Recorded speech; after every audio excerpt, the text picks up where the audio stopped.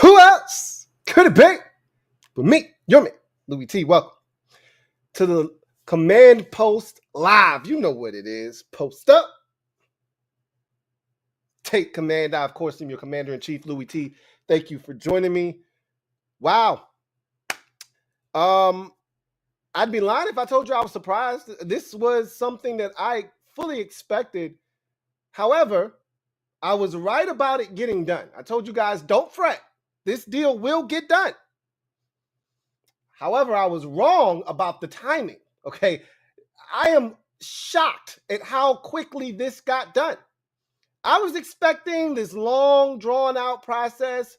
Da'Ron may have to scrub his Instagram and social media platforms of all Washington Commanders paraphernalia to make a point that he wants a long-term deal, and him not showing up at OTAs or any of the off-season festivities and not signing his franchise tag until we get to camp and things of that nature. I expected this to be a long, drawn-out process into July, right before training camp. It's March 12th, and it's done.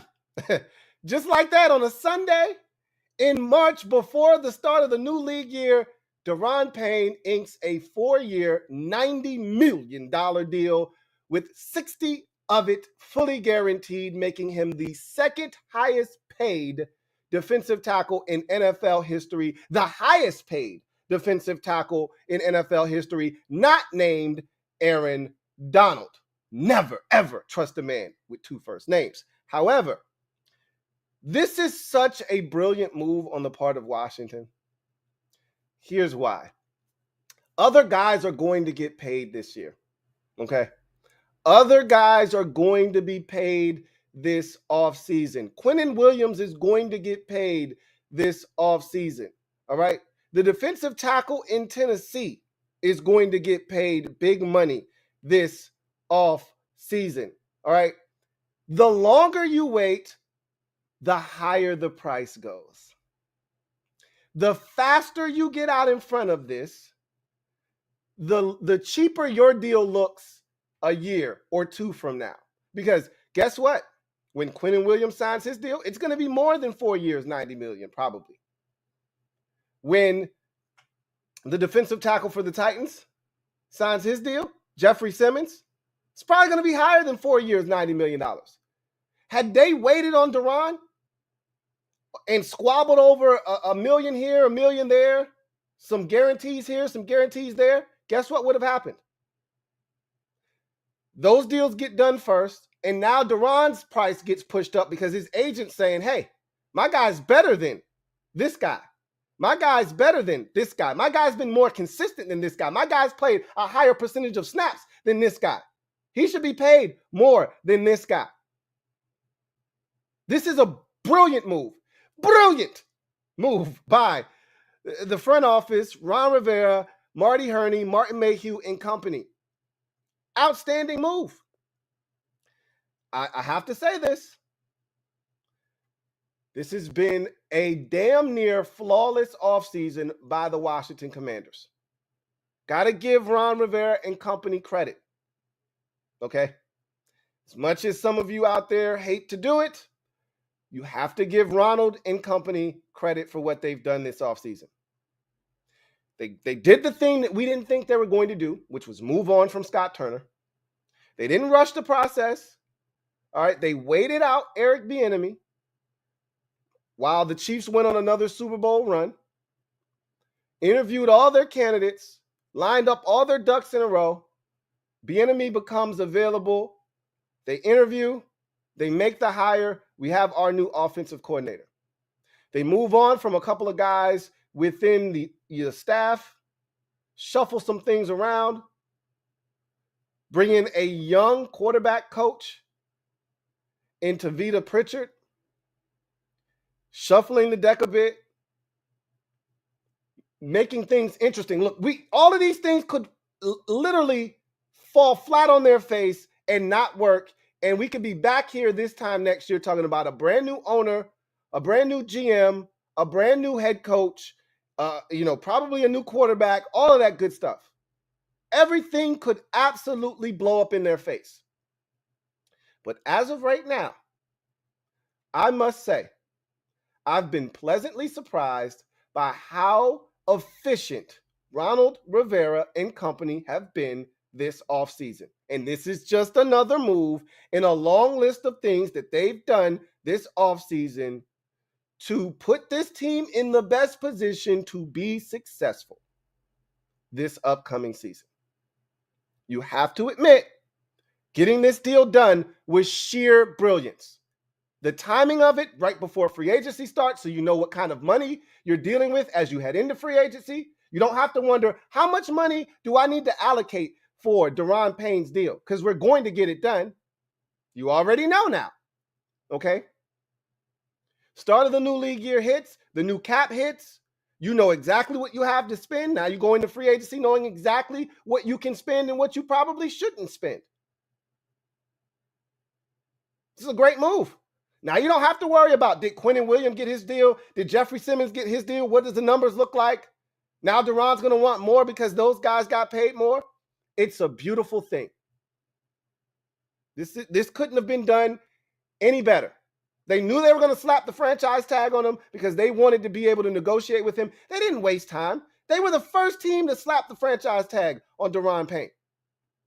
First team to slap a player with the franchise tag because they knew they were going to try to get this deal done as soon as possible. They weren't playing around. Kudos to them for getting it done. So what this in essence means is the Bama Wall will be intact for at least the next 3 years, bare minimum. At least the next 3 years, bare minimum. And for those of you out there, and there were a select few, there weren't many of you, most of you understand the value that Da'Ron Payne has for this football team. Some of us, like myself, and I can't sit here and act like I was always on the Da'Ron Payne train because I wasn't, and you guys know this. But my gripe was, I don't think he can get to the quarterback. And if you can't get to the quarterback, I'm not happy spending a top 15 pick on a guy that is one-dimensional. Well, last year, which is why Washington waited, he showed that he is more than just a guy that can stop the run. He can get to the quarterback and affect the game in a number of ways. How many batted balls did he have? None bigger than the one against the Atlanta Falcons that he bats into the air and it gets picked off to preserve the victory. And this guy was absolutely essential to this team's success last season. The little bit that we did have. He took over games at times, along with his partner in crime, Jonathan Allen. I don't think a lot of you understand how hard it is to find one dominant defensive tackle. We've got two. It's easier to block an edge rusher than it is a defensive tackle. There's only so much you can do. Hard to run right up the middle against guys like that. Hard to block them. It's hard because quarterbacks much rather step up in the pocket than have to move left or right to avoid pressure directly in their face. We've got two guys that make life living hell for the opposition's offense. And now they're going to be in Washington for at least the next 3 to 4 years, and that is a beautiful sight. Taking care of your own is how you're supposed to do it. And we've done that with Jonathan Allen, Terry McLaurin, and now Da'Ron Payne.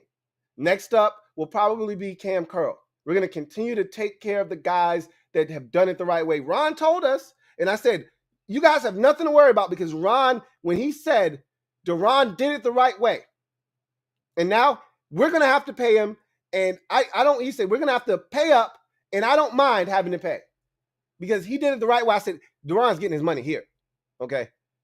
He's getting his money here. Now the question begs, can Montez Sweat and or Chase Young follow suit and prove that they should be here by earning their keep? We'll see. But this was a necessity. This had to happen. I'm so glad that it did. I love the timing of it. As I mentioned, it saves you money. The longer you wait, the more you're going to have to pay. One of those other two guys probably going to hit $95 million in excess for their deal. And the higher it goes, the next guy's going to eclipse that. You might get to 100. That's not our problem. Our guy, 4 years, 90 million, 60 of it guaranteed. That's the number that you need to be most concerned with, is the 60 million. Good for him. He deserves it. I don't know if there's a defensive tackle in the league that plays a higher percentage of his team's snaps than that of Da'Ron Payne. If anybody deserves to be paid, it's Da'Ron Payne. So just think about how, think about that week 16 game back in 2021 when he and Jonathan Allen get into the scrap on the sidelines as we're getting our asses handed to us on Sunday Night Football. And all anybody wanted to talk about was the embarrassing scene between those two teammates and practically best friends getting into a little fisticuffs on the sidelines. Who thought Da'Ron Payne, after that night, who thought he'd be here? There were so many people saying, get rid of him right now. This is embarrassing. I was like, y'all tripping. I didn't think he would be here. But I said, yeah, it's probably the beginning of the end of Da'Ron Payne here in Washington. But we've come so far from that moment to where we are right now. And I couldn't be happier for him and his family and what this means for them and what this means for this team.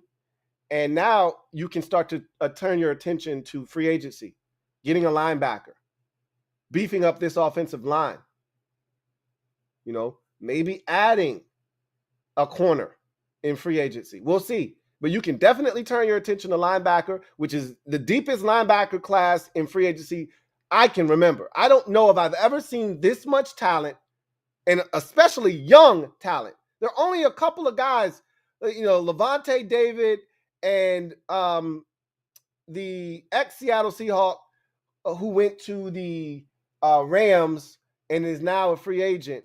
Those are the only two guys that are elder statesmen that are, above 30 years old. Most of these guys are young. Yeah, Eric Kendricks is in there too. He's over 30. I'm not interested in him. Bobby Wagner, that's his name. Most of these guys are young going into the prime of their careers. Azeez Al-Shire going into the prime of his career. Bobby Okereke going into the prime of his career. David Long going into the prime of his career. Tremaine Edmonds going into the prime of his career. These are all guys 25, 26 years old. That's what you want if you're going to sign a free agent. So this deal comes at the right time. I am so excited that it's done. Now we can move forward. I knew he wasn't going anywhere, but we did not want to go down the Brandon Sheriff or Kirk Cousins path. And I told you guys, I said, the difference between Da'Ron Payne, Brandon Sheriff, and Kirk Cousins is that he actually wants to be here. Those other two didn't want to be here. Brandon Sheriff said everything he needed to say in front of the camera when he was asked about staying here in Washington, but his actions were contrary to the things he was saying out of his mouth. So I knew Brandon Sheriff did not want to be here. Because when they put that deal in front of him that would have made him the highest paid guard in the NFL, he would have signed it if he wanted to be here. But he didn't. His best friend was no longer here in Morgan Moses. He didn't want to be here. We knew Kirk didn't want to be here. Okay? This guy did want to be here. And that's what you want. You want guys that want to be here. Nothing worse than wanting somebody that don't want you. So we got it done. Feels good to have gotten it out of the way. Now we can move on to other pressing matters. Still got a couple of guys here in-house that we may or may not have to take care of. Because they got this done so quickly, you can then turn your attention to a Cam Curl this year, this offseason, and try to get a deal done with him. If you want Cole Holcomb back, you can now turn your attention to Cole Holcomb and try to get something done with him. This allows you that space to get other things done in-house if need be. So, well done on the part of Martin Mayhew, Ron Rivera, Marty Herney, and company. And now I'm anxious to see what this week brings. Wednesday is the start of the new league year. Tomorrow starts the tampering process. So we'll start to hear about, deals that are imminent, guys that have agreed in principle to contracts. Now, remember, these in principle agreements aren't worth they're not worth the conversation or the tweet or the, comments that come out regarding them. It's not worth a damn. Okay? Because we've seen guys in the last 2 years, i.e. J.D. McKissic, change their mind and go back to the team that they originally were with. So until ink hits paper, nothing is guaranteed. So just take that with a grain of salt. But just know tomorrow starts the tampering process. And once that period starts, you're going to start hearing it. It's almost like the free agency period that started in the new league year is here. But that won't officially take place until Wednesday. But keep your ears open and eyes, to the street, or keep your eyes open and ears to the street, because I think we're going to be players in the linebacker market very quickly. I think we're going to get in, get out, grab a guy, and keep it pushing at linebacker. And then I think we're going to be aggressive on the interior of the offensive line. That's what I think.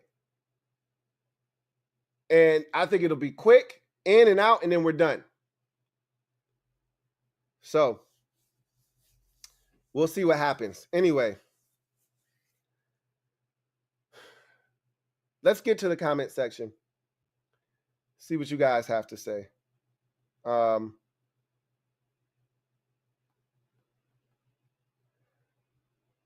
Jalen Dorsett, thank you for the super chat. Greatly appreciate you. Jalen writes, "What's good, brother? Love your show. I appreciate you, man. Thank you so much for the support." He writes, "Glad to see Da'Ron paid." That's right.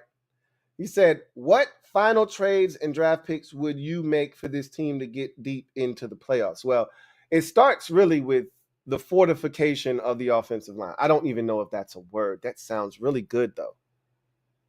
It sounds like a word. If it ain't, damn, it should be. But fortifying this offensive line is, to me now, after getting Da'Ron done, to me, Da'Ron Payne getting his deal was the priority number one of the offseason. Check. Well, first of all, getting rid of Scott Turner and getting us a new offensive coordinator was the first goal. Non-Dan Snyder removal from the organization, selling, whatever the case may be, getting us a new owner. Aside from that, if we're just strictly talking on the field, personnel, things of that nature, first thing was Scott Turner, getting rid of him and getting somebody else in here. Check.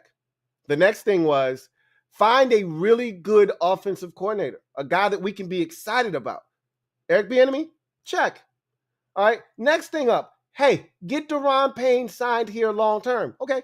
Check. All right. So they're checking off all the boxes of the offseason. Next thing up is fix this damn offensive line. Okay. However you feel like that needs to get done, whether you say, hey, we got some in-house options. We're good at tackle. Whether Cosme kicks inside or stays outside, you got Cornelius Lucas, you got Charles Leno Jr. If you feel good about those tackles, that's fine. Could we upgrade? Absolutely. Do we have to? No. I've stated this already. Can we get better at tackle? Yes, we can. And we will eventually. But for the time being, I don't think they're going to really touch the tackle position unless they find someone in the draft that they love. And I don't know if that's going to happen or not. However, inside is where you have to do work. That's not optional. We won't be retaining and bringing back Trey Turner. Okay, he signed a 1-year deal. But we did sign the other Carolina guard to a 2-year deal. I don't want him anywhere near the starting line. I don't even want him on the roster. All right. Some will tell you, well, he wasn't that bad last season. I beg to differ, and I would love it if we replaced Andrew Norwell. I would like us to go from guard to guard and clean it up. Now, whether that's kicking Cosme inside, again, this is why I said they could have in-house options, kicking Cosme inside, leaving Cole Luke outside at right tackle, and now you've just got to fix left guard and center, okay? Maybe their idea of fixing center is just getting healthy and bringing back Chase Roullier, okay? We have heard nothing about Chase Roullier, but I surmise that they're going to do something. You can't go into next year thinking that, oh, Chase Roullier, who hasn't finished the last 2 seasons, is just magically going to be healthy next year and we won't have to worry about center. Bullshit. They know it. I know it. You know it. And I think they're going to try to do some things to fortify the interior of this offensive line. They better, because it was a mess last year. It was a mess. And if we want Sam Howell to have a fighting chance, that offensive line has to be fixed. So that's the next thing up on the docket for the offseason.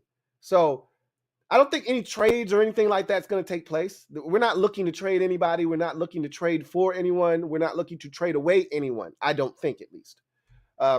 Everything that's going to happen, I think, is going to be via free agency and the draft. And then you go from there. So the next moves will be on the offensive line.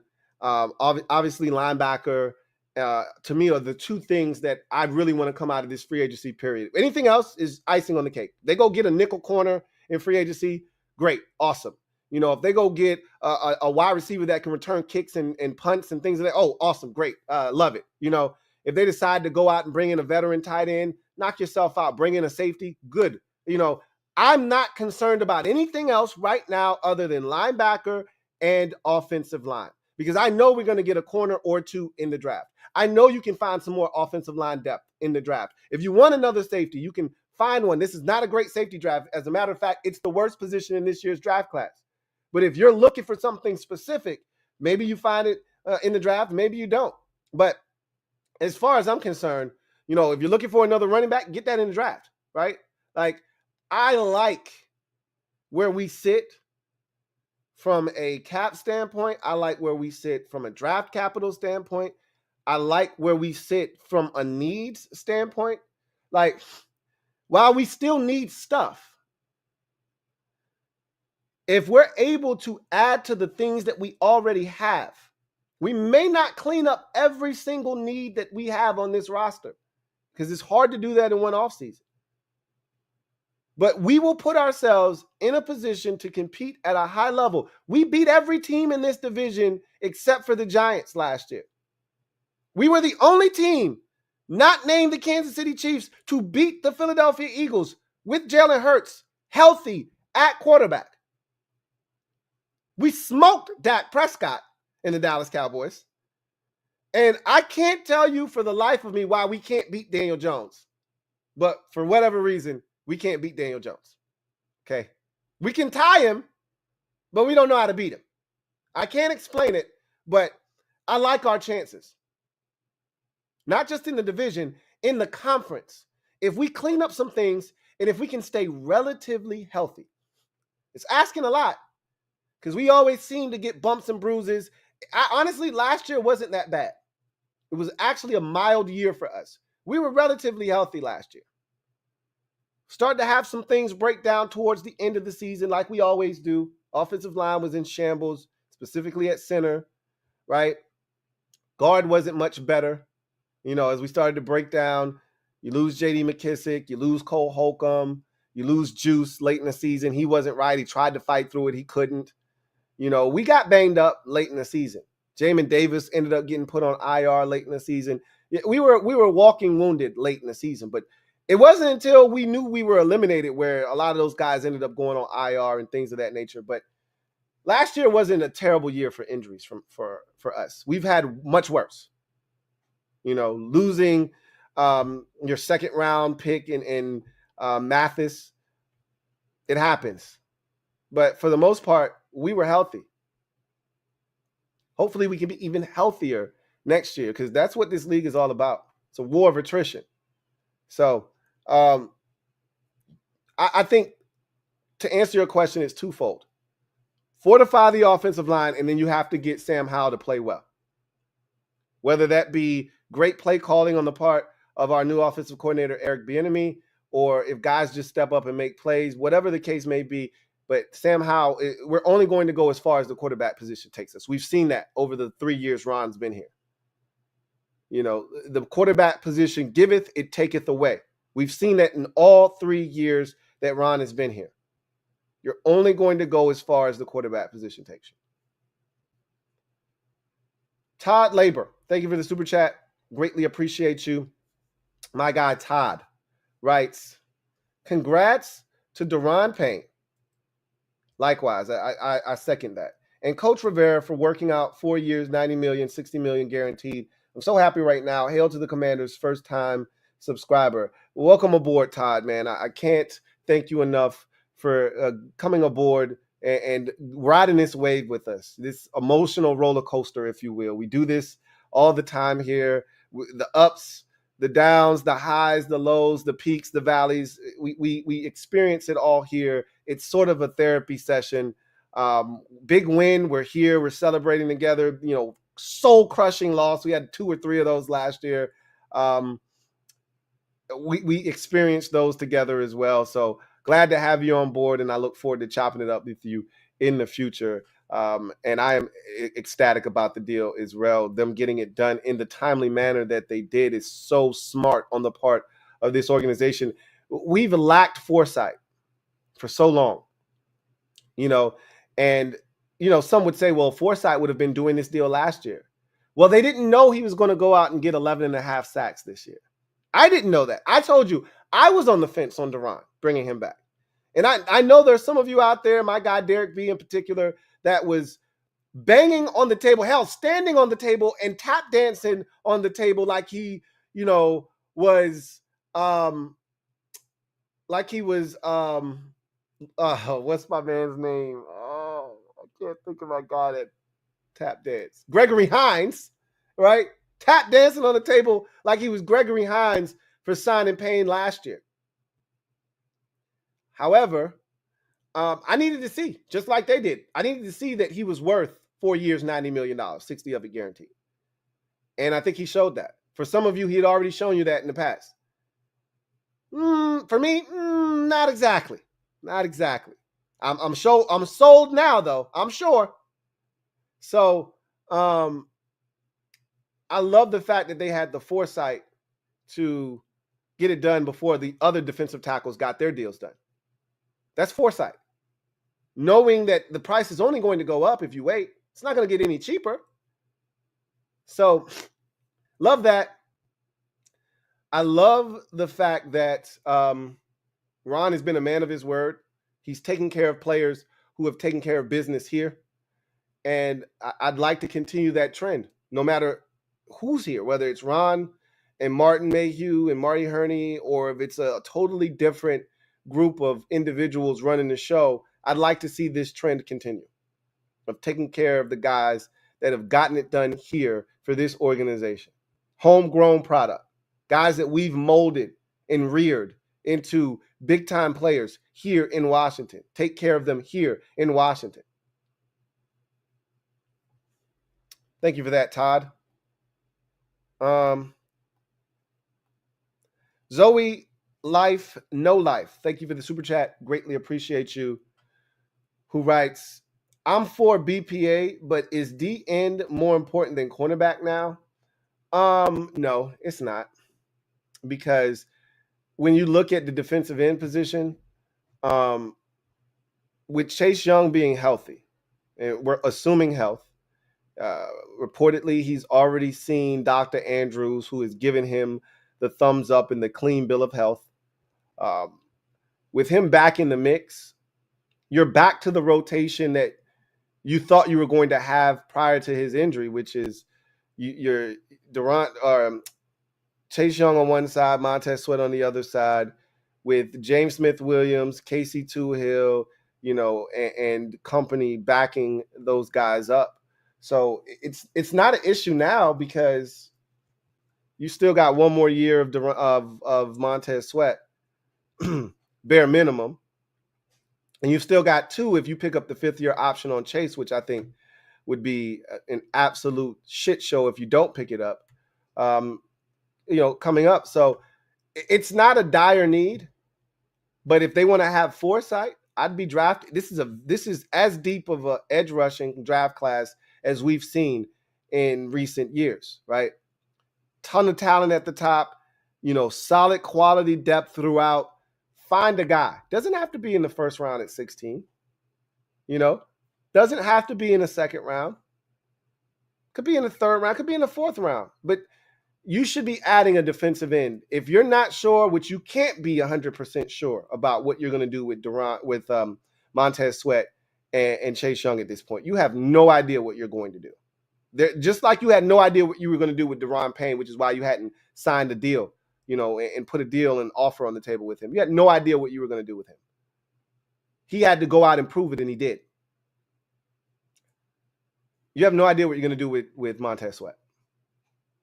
You have no idea what you're going to do with Chase Young. We're having a conversation about picking up the fifth-year option with Chase Young. We never thought that was going to be the case when we drafted him number 2 overall out of Ohio State. And after he won Rookie of the Year, there was no doubt in our mind he was a part of this franchise and was going to be a linchpin and one of the foundational building blocks of this team moving forward. And now, 2 years later, we're having a discussion of whether we should pick up the fifth-year option or not. It's asinine. So, of course, they have no idea as to what they're going to do.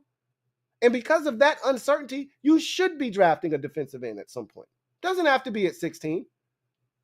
Again, unless there are no corners available that you love at 16. And the likelihood is one will be there. Whether it's Weatherspoon, who probably won't be, or it's Gonzalez, or it's JPJ, somebody of that mix will be there. I'm not necessarily sold on Brian Branch as the pick at 16. I don't know if I would be happy about that. I wouldn't be mad and upset about it. I wouldn't be ranting and raving about it, but I feel like there would be better usage of that pick than to take a nickel that might be really good, but I'm not really sure about. I would much rather see them spend that pick on a guy with elite traits and characteristics. So we'll see. But no, cornerback is still the bigger need. We saw what happened when Juice got injured late in the season last year. We saw what happened to the secondary. We saw what happened when teams attacked us in the nickel, whether it was Wild Goose or it was Bobby McCain. You saw what happened. We got issues in the secondary. That is by far and away the biggest need this team has on the defensive side of the football. We can sit here and talk about linebacker. If they just bring back Cole Holcomb and Jamin Davis and did nothing else at linebacker, we'd be fine. As long as they don't get injured, which is the thing you can't be assured of, right? But as long as they stay healthy, we'd be fine at linebacker. We only play 2 linebackers, really, right? Corner is the thing that you can't run away from. You can never have enough corners in this league. Just like you can never have enough defensive ends. You can never have enough corners. We don't have enough of them. And I don't know what some of the young boys that they brought in here, Castro Fields, Wild Goose, or any of these guys, I don't know what they're going to ultimately be. But I can tell you this. I don't know if we have a true nickel on the roster right now. Maybe you can kick Kendall Fuller inside. Maybe you love him. He 2 pick sixes last year as the boundary corner. Maybe you just leave him where he is. But he's on the last year of his deal. Keep that in mind. Unless they do something with him, he's on the last year of his deal. So we'll see what happens. I don't think it's a more important position than cornerback. Thank you for the super chat, Chester D. Robinson. Greatly appreciate you.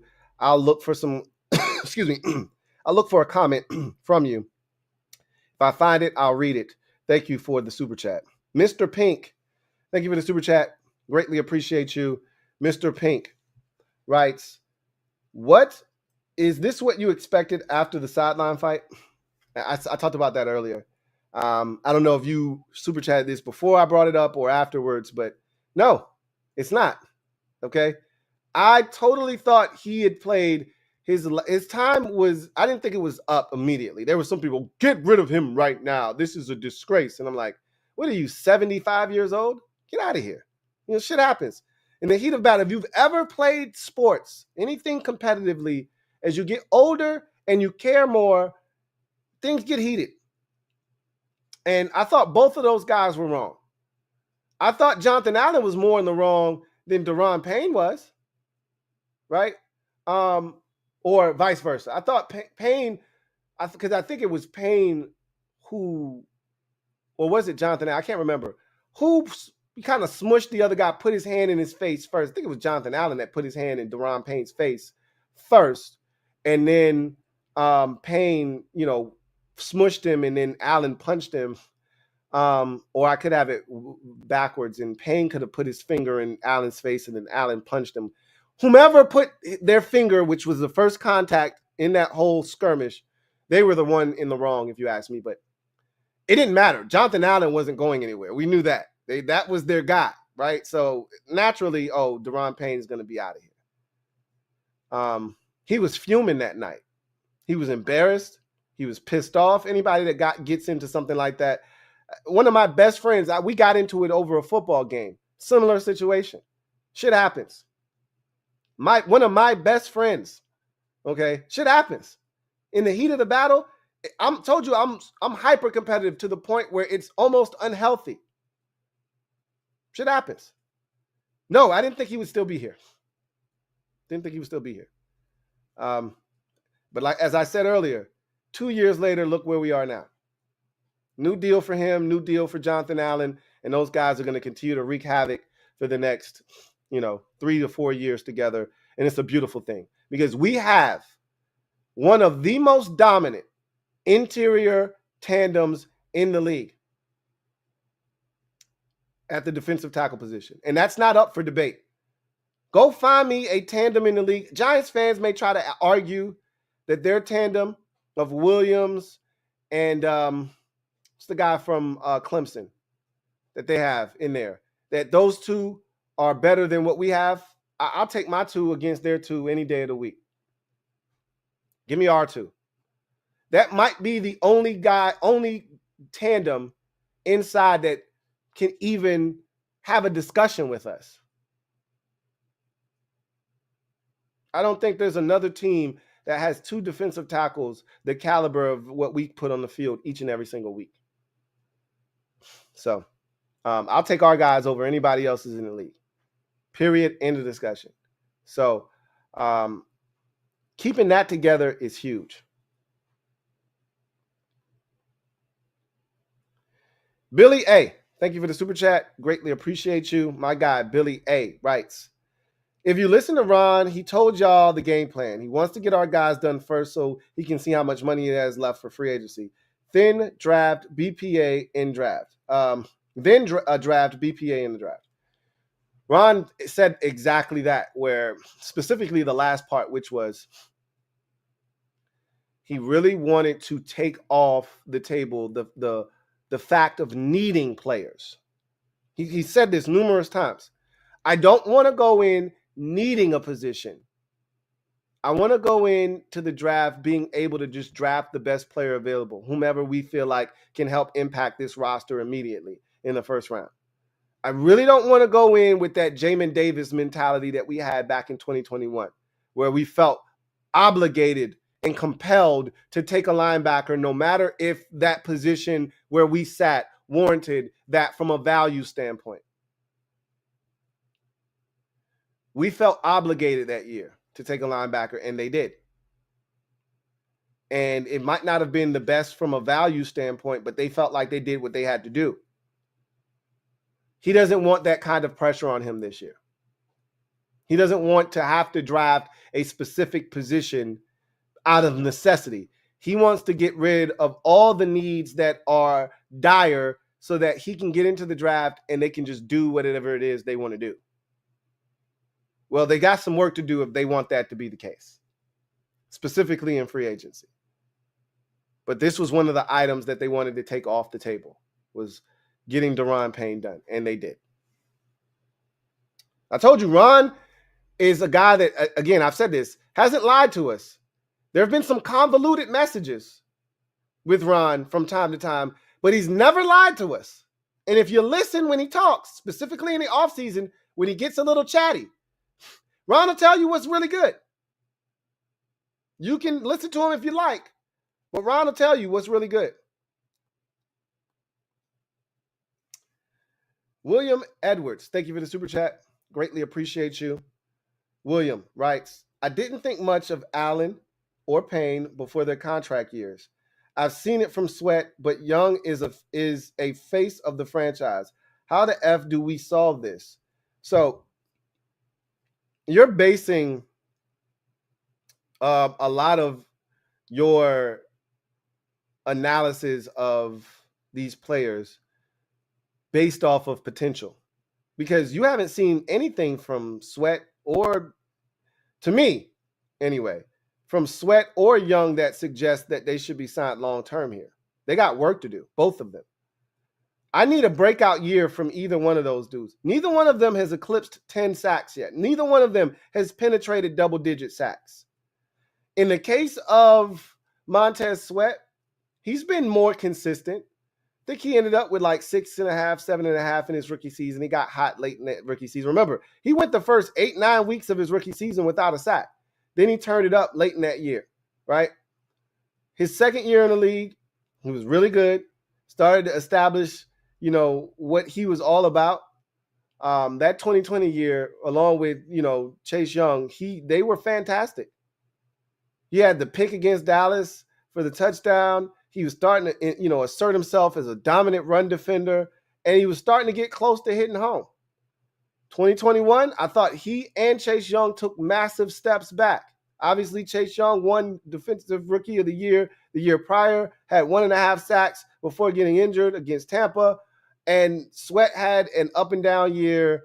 Both were called out in the media by Ron Rivera, talking about them freelancing and not doing things the way they coached them to do it. I think neither of those guys really cared too much for the coaching style of one Sam Mills III, but that's nor here nor there. They weren't getting the job done. And then, he had some tragedy in his life. His brother passed away. He had gotten injured, had his jaw broken, Montez Sweat. He had a lot going on that year in 2021. Also had the birth of his daughter that year, which I thought really, helped him overcome some of the grief and some of the loss in his life. But 2022 was a better year for him. He was healthy. He was back to being his dominant self against the run. I can't tell you how many times he almost got to the quarterback, but in this league, we don't talk about pressures, or at least I don't. Pressures are good, but we pressured Ryan Tannehill, and Montez Sweat almost got there, but he got the ball away to the running back on the third down and converted. He almost got to Ryan Tannehill on that 67-yard, bomb to the receiver. I can't even remember his damn name, that led to the touchdown, the go-ahead score in that game. He almost got there, but he didn't. And it turned into a 62-yard to Westbrook Akina. So I don't want to hear about pressures and almost getting there. Get there. Find a way to get there. While Chase Young has face of the franchise qualities from a personality standpoint, name recognition, all that good stuff, he's got to prove it on the field now. This is a big year for him. I told you last year was a wash. Going into the year, I said, I'm not expecting him to, and at the time when we were having these discussions, we didn't even know the severity of the injury. We didn't know that, there was so much more damage done to his knee than a normal just torn ACL. So I just knew that usually after an injury like that, that guy's not himself for, a year till, a year after the injury and he's been healthy. This year is a big year. No excuses. Clean bill of health. You got a whole offseason to not only strengthen that knee, but, work on your skills, your techniques, and find a way to get back to being a Predator, the guy that we drafted number 2 overall out of Ohio State. But neither one of those guys right now, as far as I'm concerned, I don't think you're going to let both of them walk, but neither one of them, to me, deserve a long-term deal. But I'd rather have, Montez Sweat almost getting to the quarterback than nothing. It's much like how the last regime felt about Preston Smith. You listen to Jay Gruden, he's like, I wanted Preston Smith here. I wanted to re-sign him. And then remember what happened when Preston Smith left and went to Green Bay.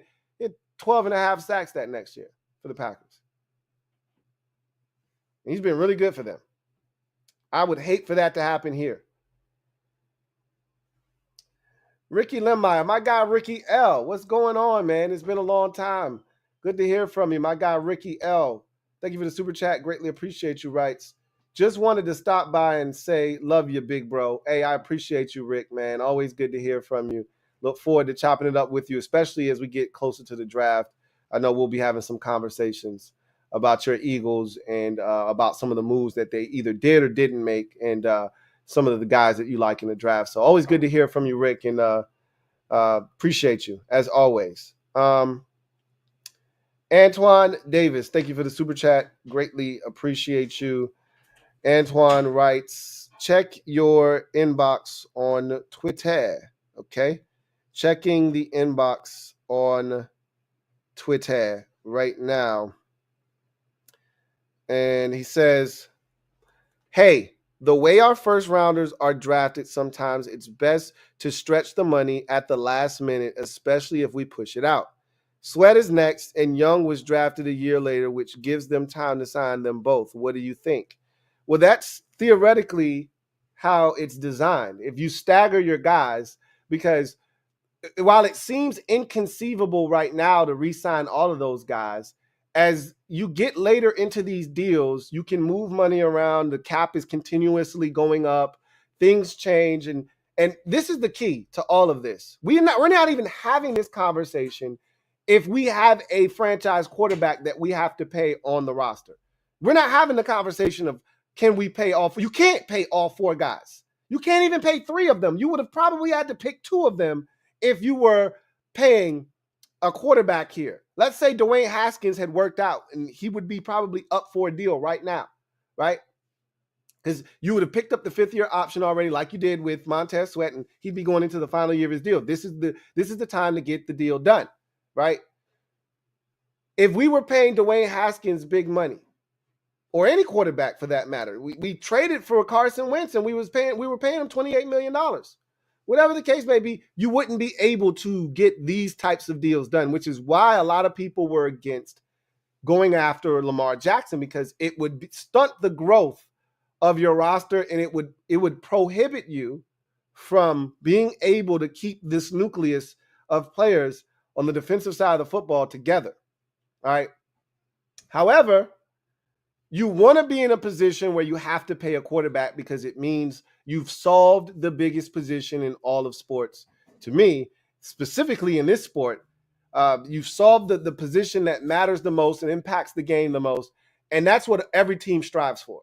While you hate what you're going to ultimately have to pay that quarterback, you sleep well at night. You rest easy knowing that we've got our franchise guy and we don't have to worry about, what the future may hold for us as a team at the quarterback position. So that's why I think it's imperative that you pick up the fifth-year option on Chase Young, because we don't know what's going to happen with Montez Sweat this year. He could go off for 13 and a half sacks, and you say, hey, got to keep him. Cool. What if Chase Young goes off for 14 and a half this year and Montez goes off for 13 and a half? Then what do you do? Do you trade one, keep one? Do you try to sign both of them? I don't know. I've all along said they really would prefer to keep Chase Young, okay? That's the one that they would prefer to keep. But production is going to determine. Production and health are going to determine if we're keeping one of those guys, which one we'll keep. I still find it hard to believe that they'll keep all four of them. But it's not out of the realm of possibility because you still don't have a quarterback that you're paying for. Just think of it this way. You got 3 more years of Sam Howell under his rookie deal. If Sam Howell works out, you probably won't get to that last year of the rookie deal because you'll sign him after year 3, right? If Sam Howell proves himself this year, you're probably going to want to see it one more time before you ante up, right? And let's say he duplicates what he does in 2023 with another strong showing in 2024. You got to pay him before the 2025 season because you don't want to go into free agency that following year knowing that he's a free agent. So you're going to pay him. But in that time frame, Jonathan Allen's deal is almost up. You get towards the end of the deal with Da'Ron Payne. You see what I'm saying? So things change as time progresses. But other guys would have gotten paid too. Now you're coming up on having to pay Jahan Dotson. Curtis Samuel probably got another deal if you're happy about his production. You've paid Cam Curl. So there'll be other guys that have contracts that are now in the books. So it's a fluid situation. All I can tell you is that this upcoming season is huge for both Montez Sweat and Chase Young. It'll go a long way in determining who we're going to keep and who may be on the way out. Let's see. Got another super chat. This one is from John Perez, my guy JP. Thank you for the super chat. Greatly appreciate you. My guy JP writes, good to see you as always, Lou. Likewise, JP. Glad to see Payne is back. Bama Wall stays together. Now let's see if we can keep both of our DNs. We can do it too. It's very possible. It's not out of the realm of possibility. I still don't think it's going to happen. But if these guys warrant being paid, they can finagle the cap. The cap will continue to go up. They'll have the space because they're not paying a quarterback. They'll have the space necessary to make it happen. But the question becomes, do you want to do that? Have they earned the right to be paid handsomely? Because unlike defensive tackle, edge rushers are already north of $100 million. Those deals have already eclipsed $100 million. They're getting paid like tackles and pseudo quarterbacks. You know, those deals look totally different than what defensive tackles are getting paid. So it's much easier to keep two defensive tackles than it is two edge rushers. Neither one of the deals we just signed Payne or Allen to eclipsed $100 million. Payne was 4 years, $90 million on the extension, his isn't an extension, it's a new deal.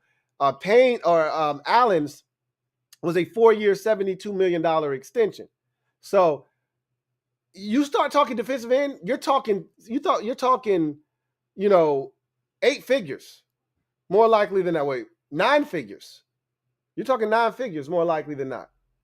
So it changes drastically.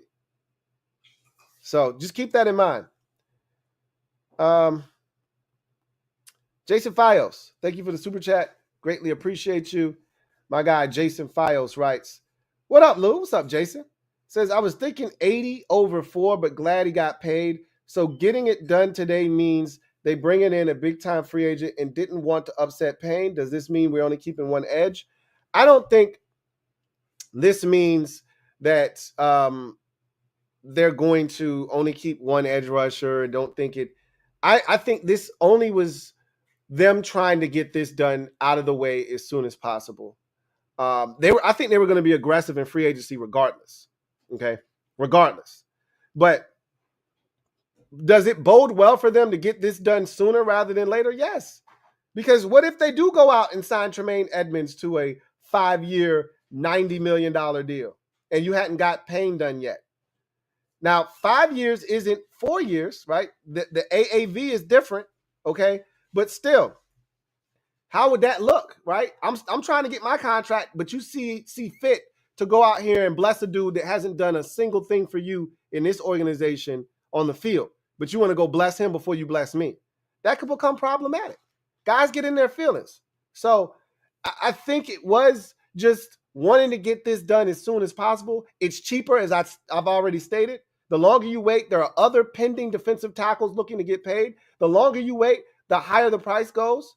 And getting it done sooner rather than later puts you in a position where you can be more aggressive because you already know how much you have allocated to Da'Ron Payne's contract going into free agency. So you can already start to play, the numbers around, play around with the numbers in your mind, knowing, okay, this is what we have and this is what we can and can't do.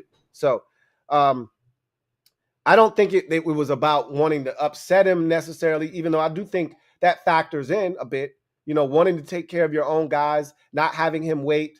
You get the deal done as soon as possible. They did that. Good for them. And now I don't think it has any impact on, whether you can get both defensive tackles or defensive ends. I think they control that, right? They being Montez Sweat and Chase Young. If both of those dudes do what they're supposed to do, you put the pressure on the organization to make a decision.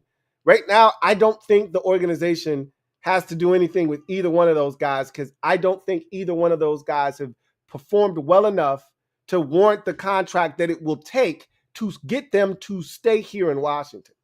So we'll see what happens.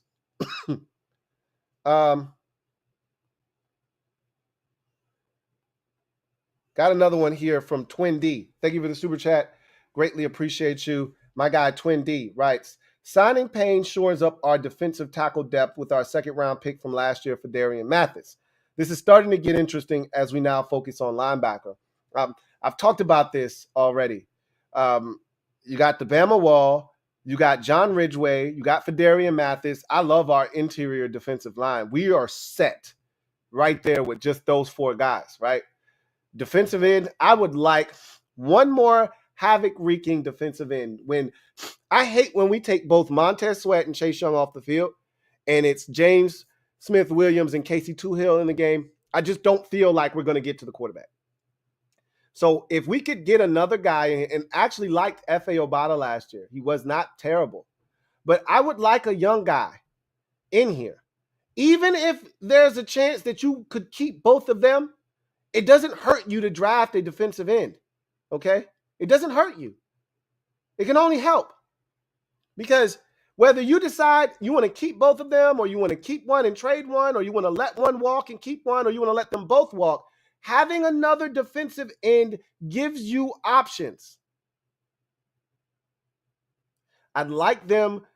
I would put defensive end high on the list of needs this offseason, as we've taken care of Da'Ron Payne's contract, as we go into free agency, expecting something to get done at linebacker, expecting interior offensive line help on the way. I would start to turn my attention to defensive end and cornerback as the next 2 big needs that need to be met this offseason. You want to throw running back in there because of the uncertainty of the future of Antonio Gibson, right? The uncertainty of J.D. McKissick's health, not loving Jonathan Williams, not maybe loving Jarrett Patterson. If you want to throw running back, sure, go right ahead. I totally get it, and I advocate for you to draft a running back this year as well. However, cornerback and edge rusher, I think, need to be positions that they attack aggressively in the draft. And I'm talking first 3 rounds. I need a corner and an edge rusher taken in the first 3 rounds. That would be ideal for me. Again, preferably the corner at 16 if you don't trade back. And a lineman in the second round, I wouldn't have a problem with that. And then you double back in the 3rd round, the final pick of day 2 for this team, and you get the edge rusher. That's how I would go about it. But, you know, it's easy to say that now as we sit here on March the 12th. The draft is going to determine, the board is going to determine how you make your selections. So easy for me to say what I would do, but what if the guys that I love aren't there, or the value isn't there? We'll see. I too believe that the defensive tackle depth has been shored up with the addition of Ridgeway and getting Fedarian Mathis back. The Bama Wall is intact, and you've got another Bama player behind them, and then you got John Ridgeway, another SEC player. So really, we've got an all SEC defensive tackle group, and they're vicious, flavor delicious, and ferocious, and nasty, and I love it. We power bombing dudes. Somebody called John Ridgeway Captain Insano. I love it. Captain Insano shows no mercy. Twin D, thank you for the super chat. Greatly appreciate you. Who writes, signing Payne. Okay, so we just read this. They're going to turn their attention to linebacker for sure.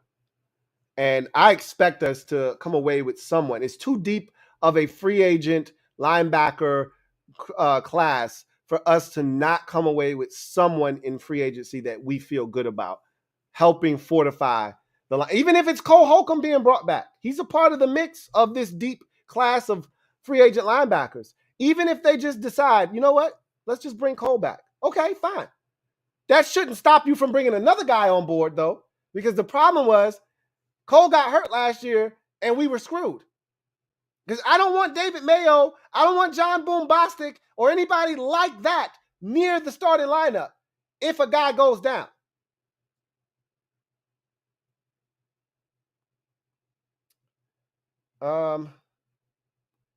Let's see. Warren Allen, thank you for the super chat. Greatly appreciate you. Thank you for the super chat, Warren. If I see one from you right here. I'm going to read this. Warren writes, Lou, this has been one of the best builds we've done team and staff-wise in a long time. I'm very optimistic for our future. Warren, I second that statement wholeheartedly. I've been impressed. I told you guys, again, we don't know if any of this shit is going to work. Just keeping it a buck.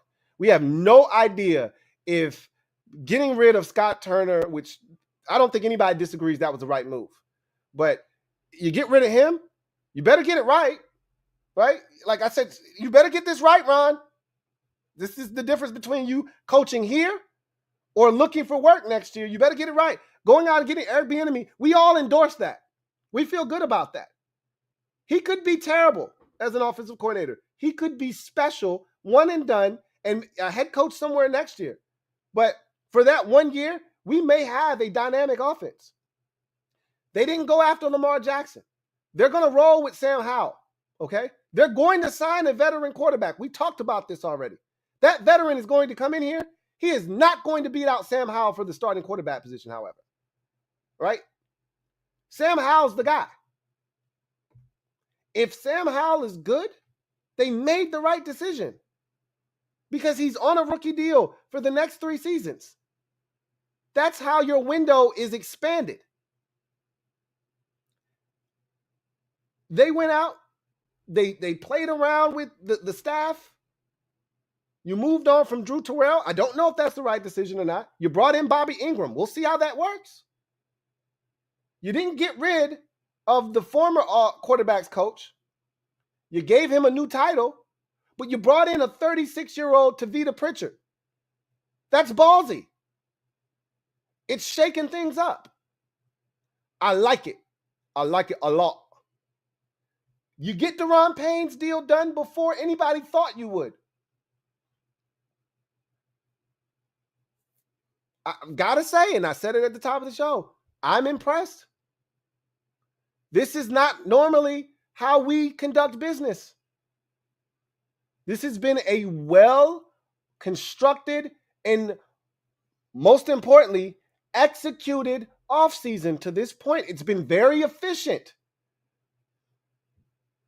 You don't win anything in February or March or April or May, okay? You don't win anything. But it's what you do in those months that prepare you for August and September and October and November and December into January and hopefully February. It's what you do in those months that give you a chance to be in a position to maximize your season and hopefully be playing in February. At a bare minimum January. We're taking the proper steps to put us in a position to compete at a high level. Now, again, things need to go right, and we've got a lot of work to do. We're far from done. New league year starts on Wednesday. We've got work to do. Need to add a linebacker. Need to add offensive line depth. At some point, whether it's free agency or the draft, need to add a corner or 2.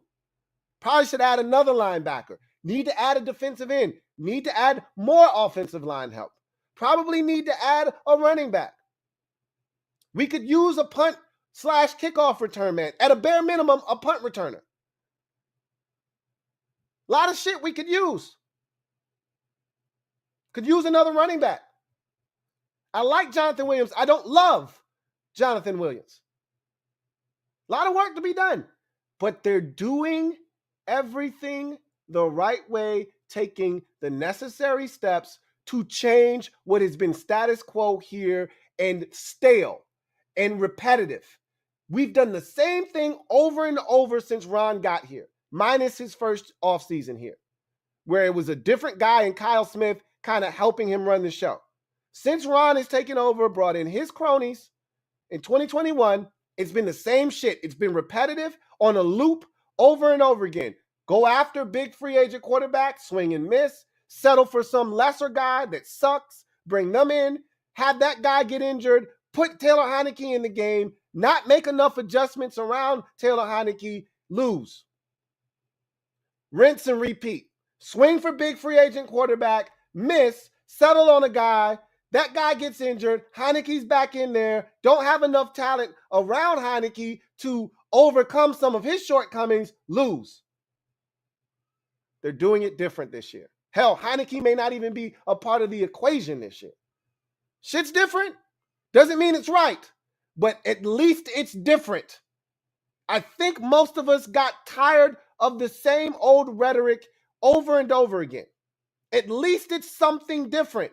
We don't know if it's going to work, but at least it's not 2021 Ryan Fitzpatrick. At least it's not 2022 Carson Wentz. We'll see. It does feel like one of the better builds, but again, this is all hinging upon what we get out of Sam Howell. If he doesn't work, all of this goes to hell in a handbasket, pretty much. John Perez, thank you for the super chat. Greatly appreciate you. Double up. Thank you for doubling up. Who writes, something I can't figure out, bro. Or something I can't figure out, though. This fan base wanted Payne gone 2 years into his career. Now he's loved after 1 great year. Sounds stupid, I know. So I don't think they wanted him gone. Well, you're not wrong, because a lot of people were willing, ready, and able to trade him. They were ready to throw him or Jonathan Allen in the deal for Deshaun Watson. And they were trying to trade him away. And look, you can sit here and say what you want. This was before we found out all the shit with Deshaun Watson. Had all of that stuff not come to light, I would have done that in a heartbeat. Period. Whatever we needed to do to get Deshaun Watson, I would have done it. For where he was at that point of his career. I don't know if he'll get back to where he was prior to missing essentially 2 full years of football, but because he didn't look good last year, but that was to be expected. Okay. We'll see what he looks like this year and if he reverts back to the Deshaun Watson of old. But I you know how I felt about Payne when we drafted him. You know, I didn't love the pick. And I up until this past year, I liked Da'Ron. And this is the difference, is I didn't love Da'Ron. I liked him. I liked him a lot because I knew what I was getting. There was a level of comfort and reassurance that, hey, no matter what the hell's going on, 94 is going to be strapped up and ready to go on Sunday, Monday, Thursday, or, some, unique set of circumstances where we're playing on a Saturday. He'll be ready. I don't have to worry about him. I don't know if Jonathan Allen's playing this week. I don't know if Montez Sweat's playing this week. I don't know if Chase Young's playing, but I know 94 is playing. There's a level of comfort that comes with that. And he was really good against the run, but he was inconsistent. But some of that, too, has to do with the fact that the man is playing 80, 85, 90% of the snaps on a weekly basis because we lacked the type of depth that gave him a chance to get a breather, specifically this year. I liked him a lot. I didn't love him because in order for me to love you, you got to do both. You got to be able to do both. Get to the quarterback and stop the run. He had only shown the ability to consistently stop the run, not get to the quarterback. He put it all together this year. Now I love you. Now you need to be paid. I'll always side with players. You guys know this. If you've been watching me for long enough, you know I side with the players. And it's not my money. So as far as I'm concerned, get your money. And I want every single dude that deserves to be paid to get his bread. But you're going to earn it first. I'm not handing out free meals over here. You got to earn it. He earned it. There's nothing wrong with being skeptical until somebody shows you that they've earned it and belong. There's nothing wrong with that. I think you're a damn fool if you just go off of what somebody did. And when Da'Ron Payne hasn't been like Albert Hainsworth, where he's been pretty much meh his entire career, gets to his contract year and has a freaking ridiculous output and gets broken off. That's not what Da'Ron Payne's been. He's been pretty consistent from the beginning of his career to last year. The one difference was that he finally added to his resume quarterback sacker. That was it. Everything else was already on the resume. But we was like, you want us to show you the bread? We need you to update your resume.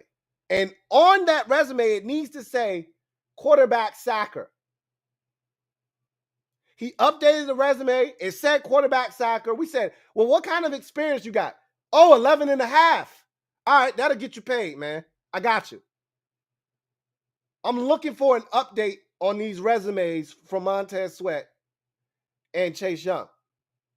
I like both of those players. Just like Da'Ron Payne, I don't love them until they make me love them. Update your resume. Show me that you can be a dominant player, and they'll see to it that you get what you deserve. I don't think the fan base wanted him gone after 2 years. I think there were other players, Derwin James in particular, a lot of fans wanted him. I more so wanted Tremaine Edmonds. I'm about to get another shot at Tremaine Edmonds. Okay? I wanted Tremaine Edmonds, if you remember. That was the guy I was after. I would have taken Derwin James too.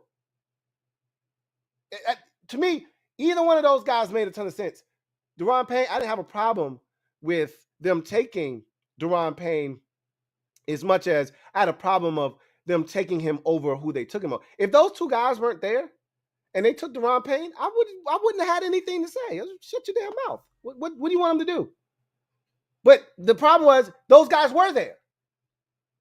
And I thought they were better value than Da'Ron Payne at 13. But that's nor here nor there because he's proven his worth over time. So we could keep talking about the past, or we could talk about what this guy's done over the life of his rookie contract, which is performed at the level that warrants the 4-year, $90 million, 60 of it guaranteed deal that he just signed today, or he just agreed to in principle today. Mr. HTTR, thank you for the super chat. Greatly appreciate you. Mr. HTTR writes, with this deal, Chase and Sweat are playing for one deal. Cam and Heineke are next. Like you said, a linebacker will be picked up soon. Fortify this line. Pick up Gonzalez. Bezos buys the team, and I'll be ecstatic. Hashtag HTTC. So let's make some alterations to this comment. We will insert the word, we will cross out R, and we will insert the two words could be. Chase and Sweat could be playing for one deal. We don't know that it's one deal. More likely than not, it is one deal, but we're not 100% sure about that. We're not certain about that. Cam and Heineke are next. Cross out Heineke and R, and you could Cam and so and Heineke are. You could just say Cam is. Just put the word is after you cross out and Heineke are. Just put is next. We know he's going to get paid here. They love him. Heineke, not so much. They want him back, but there's no guarantee that he is back. He may ultimately be back, and you may be right. But I again can't say that with 100% certainty. Linebacker going to be picked up soon. I feel that way. Fortify this line. They're going to do that this offseason. Pick up Gonzalez. That's not up to them, right? They're not in a position where Gonzalez is their choice. If he's available at the time of their pick, then it is their choice. But there's a good chance he's not available by the time we get to 16. And if that's the case, then obviously that opportunity is taken off the board. So we'll see what happens. Bezos buys the team. We're all hoping somebody buys the team. At this point, I really don't give a shit who it is. Just don't want Snyder to be here.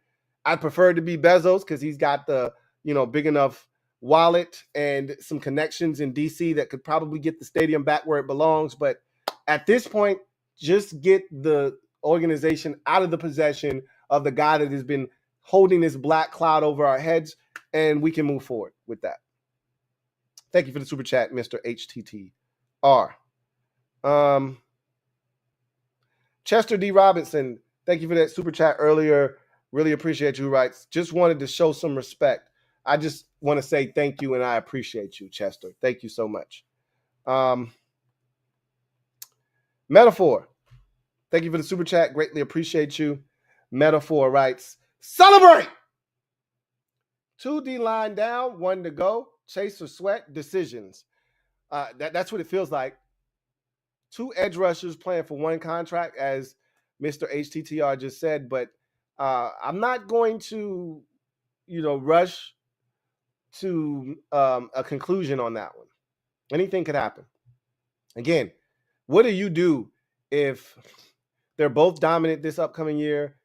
Chase has got 12 and a half. Montez has got 13 and a half. What do? You got to do something with, you could conceivably franchise tag, which is going to be expensive because edge rushers are making a ton of money, quarterback money almost. But you could franchise tag Montez Sweat and say, do it again. And you could challenge Chase to do the same thing. He'll be going into the fifth year, of his fifth and final year of his rookie contract. And you can say, all right, both of y'all do it again. And then we'll go from there. And if they both do it again, then you got a decision to make. And by then, you probably, if Sam's any good, you're probably going to have to pay Sam. So you don't want to kick that can too far down the road. You want to stagger these things so that you have cap flexibility. When you're trying to do a whole bunch of stuff in the same year, that's how you end up with a Khalil Mack or Derek Carr situation. And the Raiders, they played it wrong. And so they didn't have any money left for Khalil Mack because they kept kicking his situation down the road. They signed all these offensive linemen, all these other guys, and then it became, hey, Derek needs a contract, and now Khalil needs a contract. And they got Derek done because the quarterback's most important. And now Khalil's like, well, what about me? And they was like, hey, we got you, bro. We got you. You thought we forgot about you? Yeah, you know how somebody be like, man, you thought I forgot your birthday? Yeah, they forgot your birthday. But, hey, it's the thought that counts. They forgot about Khalil Mack. And so they had to trade him. You don't want to get to that situation. Get it done. As soon as you identified, one of these guys as the guy, get it done. We'll see what happens. Decisions will have to be made. May not be the ones you think, though. We'll see. Benjamin Slade, thank you for the super chat. Greatly appreciate you. Benjamin writes, we can't sign Heineke, in my opinion. If Howell is starting, we need, like Dalton, someone fans won't be clamoring for if he has some bad games and he can mentor. I think that is a really, astute point. We've talked about that to a degree. I don't think we've delved into that per se, because I frankly don't think Heineke is going to be back. I don't think he'll be back, but we'll see.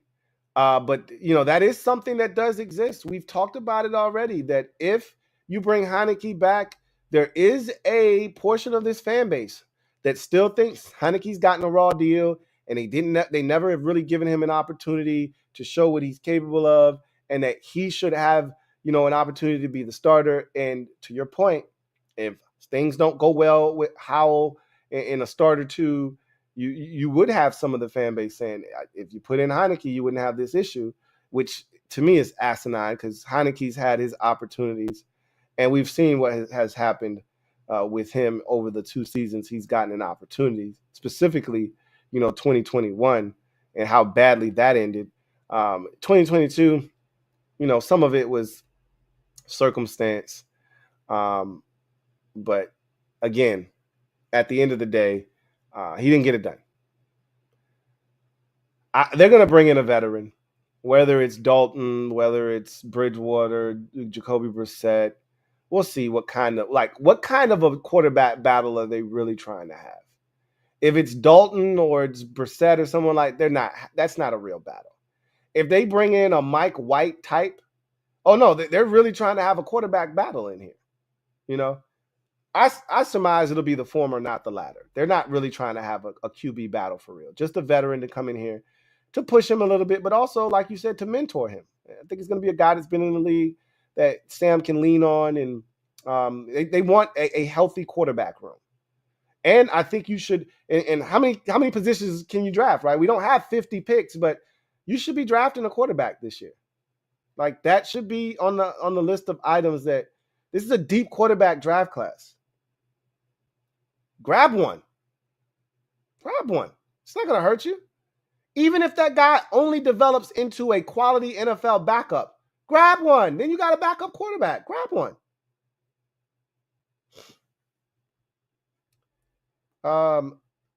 Yes, Dexter Lawrence. Warren Allen and Reggie and Joshua, yes. Sexy Dexy is what they call him in New York. Dexter Lawrence and Williams are their tandem, and they're pretty damn good. I'll still take our guys over theirs, but they're pretty damn good in their own right. I think that's the only other conversation if you're talking defensive tackle tandems in the league. A lot of teams have one. Most teams don't have two. We got two. Jordan like the GOAT. Thank you for the super chat. Greatly appreciate you. Jordan like the GOAT writes, so if Montez breaks out with 14 sacks, what do? You got to sign him. If Montez breaks out with 14 sacks, you got to sign him because he's been good. It's not like Chase Young where you had a season where he was on pace for probably like 4 sacks. Like Montez Sweat has never had a season where 2021 was bad, but he also had some injuries down the stretch of that season. Let's look at his numbers.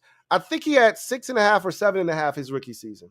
I think he had another 7.5 in 2020. 2021 is the 1 year for Montez that didn't go well, but he had, like I said, he had some injuries and he had the unfortunate situation with his brother. So he had 8 in his rookie. You had 7 in his rookie season, 9 in 2020, which was a fantastic year for him. He had 5 in 2021. He did not have a great year, but he missed the latter portion of the year. I think the Denver game was his last game of the season. That Denver game was the last game, I want to say, prior to the bye. And he never played again the rest of the season. Between the broken jaw and then his brother being murdered, he was done. So 5 sacks in half of a season, not terrible. And then he had 8 last year. So he's been hovering around breaking out, right? You get 14, I don't need to see anything else from you. You've shown me what I needed to see, that it's in you, that you're capable of putting up big-time numbers because we know he can stop the run. We know what he is. He's a guy that, for the most part, stays healthy, right? Like, we don't worry about him from a health standpoint. Like, Tez is a guy that we can count on week in, week out for the most part. So I would love for Tez to step up and make it happen and force them to do something, you know? We'll see if he can finally break through. There's been this glass ceiling on him that for whatever reason, he couldn't get to 10. This is the year he needs to get to 10. If he can do it, he'll probably have a contract waiting for him on the other side, whether it's us or someone else. But I'd like it to be here if he gets it done. So if Montez Sweat gets 14 sacks, you got to sign him up. And then make Chase Young figure it out, you know? Rob Yu, thank you for the super chat. Greatly appreciate you. My guy, Rob Yu, writes, Rob says, Payne's durability is so underrated. Now pay Curl and let's get Howell some protection. Yeah. I think that's the thing that really doesn't get talked about enough. Is just the ability to know that 94 is in the lineup and that you don't have to worry, you know, is he playing this week? His ability to be available, you hear this all the time. It's a cliche in the NFL, but it's so true.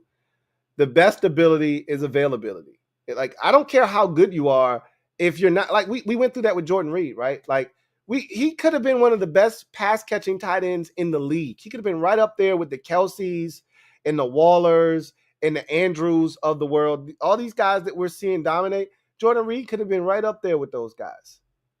Couldn't stay healthy, right? The ability was there, but the availability wasn't. So you could be the most talented guy in the world, but if you're not healthy, it doesn't matter. This guy is always available.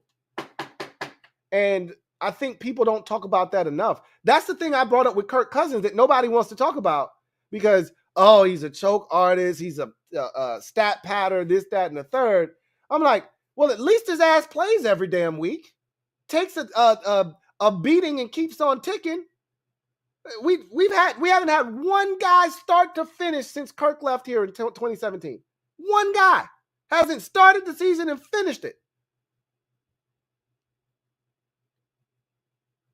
So I'm just like, can I get somebody that is durable, that is able to start and finish what he started? People don't give Da'Ron Payne enough credit for that. I couldn't agree with that more. Will Kavanaugh, thank you for the super chat. Greatly appreciate you. Will writes, Da'Ron brought the pain and now he just got paid. Absolutely. And it was well-deserved, and I couldn't be happier for him. He went out and got the bag, you know. He went out and did what he needed to do. Dejon Bell, thank you for the super chat. Greatly appreciate you. My guy, Dejon, writes, Warren Sapp must have planted a seed in 94's head.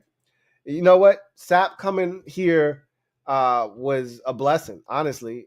I think, you know, obviously him coming that weekend coincided with Sam Mills III not being here because his dad was being inducted into the Hall of Fame posthumously. And I think all of that kind of came to a head and helped Ron make the decision. And I think Warren got in those boys' heads and told them, look, y'all can be a dominant unit if y'all just play together. You know, 4 on one accord is better than one, you know, each of y'all on different accords. So you can see them playing a little bit better, you know, this year and playing more as a unit. They rushed so much better together this year than they had in past years. Da'Ron, thank you for the super chat. Greatly appreciate you. Da'Ron writes, I'm worried about the slot corner position. If there's any free agent corners that you'd like that can fill that role, or should we just handle that in the draft? I'd go about that in the draft. It's a deep enough draft class. There are going to be plenty of nickels, guys that are comfortable in the slot. They're young guys. Most of the corners in free agency are veterans, and none of the nickel corners. Like, you can't just take a boundary guy and throw him inside. Like, I remember Dion saying this a while back. Inside is a totally different animal. He's like, I couldn't just go inside and thrive. Like, you got to be built differently mentally, and you got to be prepared. Like, it's different when the receiver can go in, out, up, or come back to the football. They say it's a 3-way go. It's really a 4-way go. But, you know, nowhere else on the field do you have that many options. When you're a boundary corner, the sideline is out there. It's only so much that a receiver can do. You know, you just got to worry about, is he going inside or is he going up the field? If he comes back to the football, that's fine. If he goes outside, you got the you know, out of bounds. So everybody's not made to play in the slot. And I've said this already. Ron has been really consistent in this. Ron isn't looking for, you know, older dudes. I think he's going to try to go out and find some young bucks to throw in that secondary. And yes, there will be growing pains. And yes, it will be painful. But if you get it right, it will give us a window to win that we haven't had in Washington in quite some time. So I think that's ultimately what they're going to try to do, is find that nickel in the draft. And again, it could be Brian Branch. I might be fighting what we ultimately need the most. Because technically speaking, Danny Johnson gave us some quality snaps on the outside last year. Kendall Fuller is perfectly fine on the outside, even though a lot of you want to get rid of him. He's perfectly fine out there. And Benjamin St. Juste, you know, when healthy, we know what he is, right? It's really the nickel that's the problem. But here's what I don't like. When Juice went down, you really didn't have enough depth. So whether you go out and find a nickel or not, you still need another boundary corner. And maybe it's Castro Fields. You know, they went and got that young fella for a reason. Maybe Castro Fields can play out there, right? And they don't feel like boundary corner is as dire a need as we do. You know, we'll see. Because he's got the length, he's got the speed, this Castro Fields. He's a little bit too grabby for me, but maybe they can coach him up. We'll see. I would think that they'll handle nickel corner in the draft. Smooth Mike, thank you for the super chat. Greatly appreciate you. Smooth Mike writes, check Twitter inbox again. You missed mine. So I know this is luck already. So that's number one. So if you playing, I ain't got time for that. All right. If you really got some shit to say, you can send it to the inbox. But if you playing games, I ain't got time for that shit. Let's see. I don't even see anything. I don't even see anything in here. Anyway, I digress. I know it's luck though. So anyway. Rob, thank you for the super chat. Greatly appreciate you. Double up. Thank you for doubling up. My guy Rob, writes, Lou, you think it's necessary to spend big on linebacker? I was big on the Cole move to middle linebacker, but would much rather keep him and spend big on O-line, and O-line. No, do I think it's necessary? No. But if they did spend big on linebacker, I wouldn't mind. If I told you, I'm really not, like, I don't have a massive preference. If they decided that Cole was good, because Cole was actually playing well when he got injured against Green Bay. He was him and Jamin together were starting to click. So if you told me that they were comfortable just bringing Cole back, I said, okay, I'm fine with that. You know what I wouldn't be fine with? Them not doing something additionally, adding to that, right? Whether you bring back Cole or you sign a free agent, you still need to draft another dude or you need to do something else. Like, I would be ecstatic if they brought Tremaine Edmonds in here and spent big money on him. I would love it. But I also want reassurance that if something goes down and somebody gets nicked up, that we aren't putting David Mayo on the field. Or that we don't actually have to find out if Milo Eifler is any good. I'd rather not. Thanks, but no thanks. So either y'all going to figure out if Milo Eifler is good or not, or you're going to get somebody else in here. But that's my issue, is I'd prefer them to figure out, once and for all, what we doing at linebacker. You only playing 2 linebackers pretty much at a time? Okay, fine. Make sure we got the proper depth, to supplement that group so that if injuries take effect, like one injury shouldn't cripple us. It did last year at linebacker. That's because we didn't have any depth.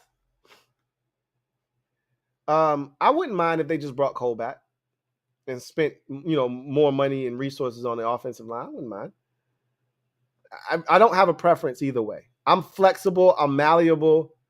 Because at the end of the day, if you go out and get a Tremaine Edmonds or, one of these linebackers that's heading into the prime of their career, and we get the best of that linebacker for the next 3 or 4 years, it's going to take this defense to another level. Honestly speaking, this defense is probably a little bit more consistency out of the secondary, but way better play out of its linebackers away from being an elite defense. Not the shit that y'all think is elite, but actually stifling and stymieing the opposition. Not having a dropped pass on 3rd down, not having, some confusion or an inaccurate throw with an open receiver. Not the shit we saw last year against Jacksonville, against Green Bay. In some of these games where we thought we had stellar performances, where the opposition just cut us a break by making mistakes. No, I'm actually talking about it won't know where to go with the football.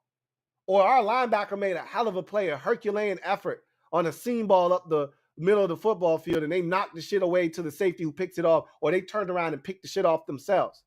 Like, we are a true difference-making linebacker, or play at that position in particular. Maybe Cole Holcomb and Jamin Davis in year 3 of those 2 being together might actually start to produce that. I don't know. But that, to me, that position in particular is the difference between us having a chance to be a dominant defense and us continuing to be solid on defense.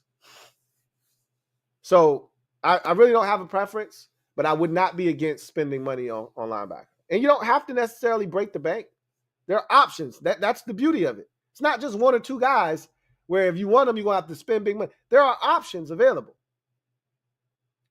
You can spend on a linebacker and still go out and get 2 or 3 linebackers or offensive linemen.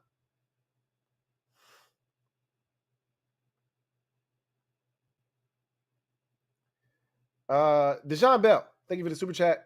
Greatly appreciate you. Double up. Thank you for doubling up. Who writes, Lou, if they love Christian Gonzalez, at what point would you trade up to get him if he starts falling a bit? I don't think you want to trade up. It's because it's very costly in the first round. I just told you we got a lot of holes and a lot of things we would like to accomplish. If you absolutely love Christian Gonzalez and you fear that someone's going to take him and he's getting closer and closer, then yeah, you go up and you get your guy, right? It's probably got to be within 3 picks, I would think. Somewhere in that 13 range, he'd have to land. Right around the Jets, which they don't need corner. They just drafted Sauce Gardner. I say that they probably could use a guy opposite of Sauce Gardner on the other side. But I don't know if that's what they would be interested in at 13. But I think you'd have to get in that range because New England, they didn't re-sign Jonathan Jones, one of their corners. So theoretically speaking, and I don't know if Jacoby Myers will be back at receiver. So they got some holes if Jonathan Jones doesn't come back. The corner, Belichick in his defense, he has to have an elite corner to make it work. They let the J.C. Jackson go in free agency last year. Didn't really work out for the Chargers in that first year. We'll see if it's any better, in the second year. But because he had Jonathan Jones. Now Jonathan Jones leaves. They're going to need to replace him. I can see the Patriots at 14 wanting a corner. You get your 13. If you're the Jets, you say, look, New York, if you don't let us come up and get Christian Gonzalez, you're going to have to deal with him for the next 4 or 5 years because the Patriots going to take him. And you could strike a deal with the Jets. They're right in front of New England. And they'd love nothing more than to allow somebody to just, jump in front of New England and snag a guy that they think the Patriots may want to take. But it'd have to be, I think 13 is when you start getting antsy and say, all right, you could see him come off the board at 14 if we don't act. But again, how badly do you want him? Because you might have a plan in place. I just don't know if they're in a position to be giving up draft capital. I think they might say, you know what? If he's gone, we'll take Brian Branch at 16. To hell with it. We're not giving up our 3rd rounder this year and, a second next year or a 2nd rounder next year to come up 3 spots this year. We're not doing that. So we'll see. I think 13 is the wheelhouse, though. If they absolutely love him and he's on the board or one of these corners, it doesn't necessarily have to just be Christian Gonzalez because he could be long gone. It could just be any of those dudes, Devin Witherspoon, Christian Gonzalez, JPJ. If he's available, he being one of those corners, and they get to 13, I think that's when you start thinking about potentially pulling the trigger if you love him. Gear Cell, thank you for the super chat. Greatly appreciate you. My guy Gear Cell writes, the Bama Wall is solidified. Great signing by the team. I'm so excited that I actually wore my lavender pink yoga pants with Dexter Manley on the butt. Really? Ron's plan has hope in March 2023. There is a flicker of hope for Ron's plan moving forward. But again, you don't win anything in March, right? You don't win anything in April or May. So we'll see. You take the steps towards winning in those months, right? You lay the foundation for it, but you still got to get to the field in August, and all the preparation you do in August into September, and then you start to see the fruits of your labor, you hope. But we'll see. Thank you for that, Gear Cell 1, as always. Holla at Yemi. Thank you for the super chat. Greatly appreciate you. Holla at Yemi writes, would you draft Hendon Hooker if he fell to us in the 2nd round? I wouldn't be opposed to it. Again, the board would have to be something that I would consider, because obviously what you do at 16 is going to determine what you do in the second round. What you do in the first or second round is going to determine what you do in the third round. So, and the board is going to speak to you in every one of those instances. So while Hendon Hooker in the second round would be very appealing, who knows? You know, there may be a corner that you love. You didn't get corner in the first round. You took edge rusher in the first round. And so maybe corner is sitting there and you love it, the value here. And there's a guy that you love and you're going to take him. And you bypass the quarterback position and you say, hey, we'll get one of the guys later on in the draft. Because here's the dilemma you find yourself in. If you spend a second round pick on Hendon Hooker, there's no guarantee that he has to play as a second round pick. But you kind of find yourself in that Jalen Hurts, Carson Wentz dilemma where, hey, I spent the second round pick on this dude. If Sam Howell gets injured or he doesn't play well, Hendon Hooker comes in and he does. Now you got a problem on your hands, right? And it's a good problem to have, because ultimately it's all in the name of trying to find the right guy. And Sam may not be the right guy, and Hendon Hooker may be the right guy. But quarterback is the one position, and we've talked about this already. It's the one position where you don't really, truly want competition. It's not healthy. You don't want your starting quarterback looking over his shoulder. It's not healthy. Okay? Thus, they're going to bring in a backup with no starting value whatsoever. Okay? Guy that started enough games. We know who he is.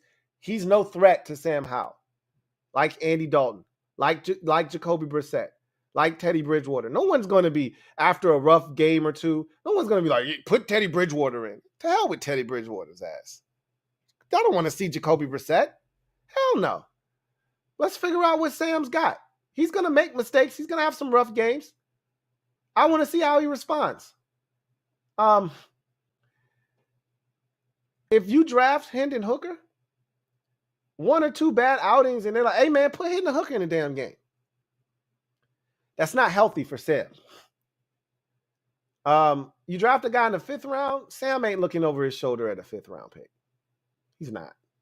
I mean, he's a fifth round pick himself, but he ain't looking over his shoulder at a fifth rounder. You know, if you draft a guy in the fifth round, and hell, I mean, you could draft Hendon in the second and still have the veteran on the roster, and Hendon doesn't even, you know, because he's coming off of an injury, right?